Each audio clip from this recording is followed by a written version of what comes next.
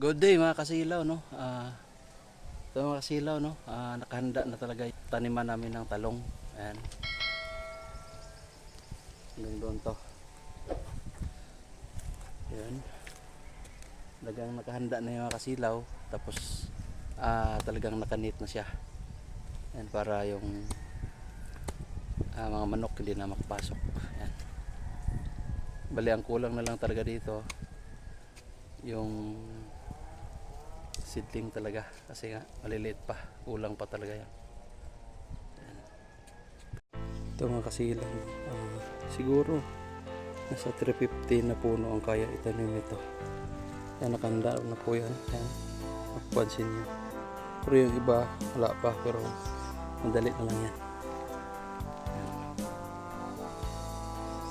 Kasi yung panahon dito mga kasilang ulan init, pero ilang araw din puro ulan lang.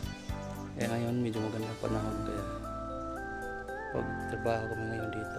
Ayan.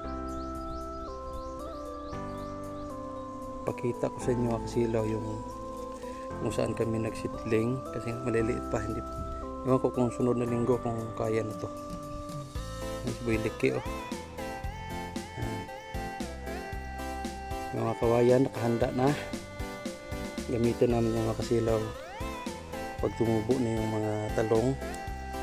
Dito lagyan namin bawat puno isang kawayan pa, doon kami tatali, bukod pa yung tali na panghawi sa mga dahon. Ayan. Talagang tiyaga lang mga kasilaw, no? Kasi buhay probinsya, kailangan talaga na sipag.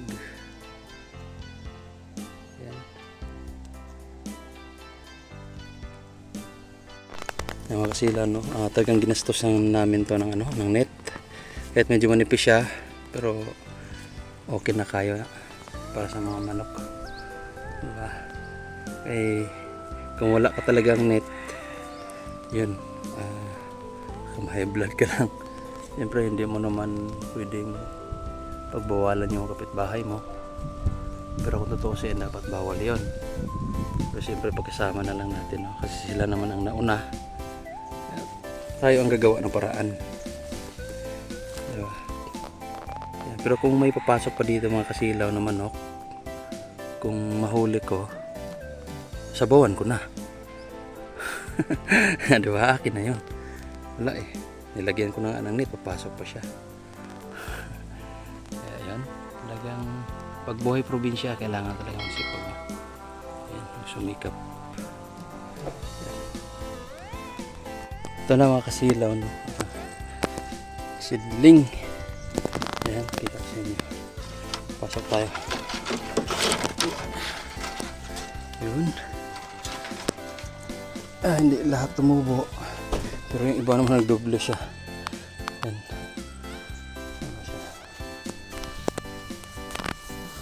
Ayan. Sana makaabot to ng nasa 400. Pero hindi ko lang alam kung kaya sa 400 to. Ayan siya. Sa baba, alas wala nang umano. Kunti lang tumubo. Ayan. Dito. Hindi ata abot ng 400 to. Ayan. Layo. Mga kasilaw, no? Yung sitaw, medyo matanda na.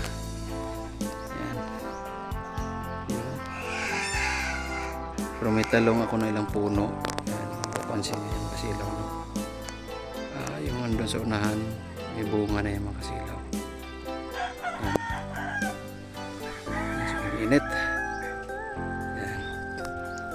Ayan. Itanim ko nito sunod ng kasilaw, ang palaya, kasi may tirilas na siya. Ayan. Ngayon doon yan, kahit mga 50 ka puno lang, okay na yan.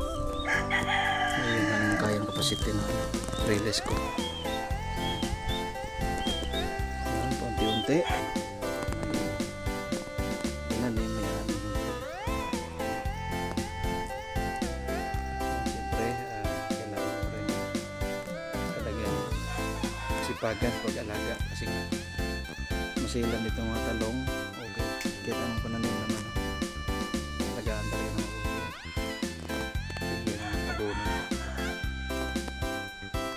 dyan na dito. Gutom na talaga yung maya, mga kasilaw. Ayan. Yung maya na dito. Kaya ng dahon. Ito na mga kasilaw, no? Bisang ginagmay. At ako lang yung tabang, Pagulay na, hindi ginagmay. Sagad, no?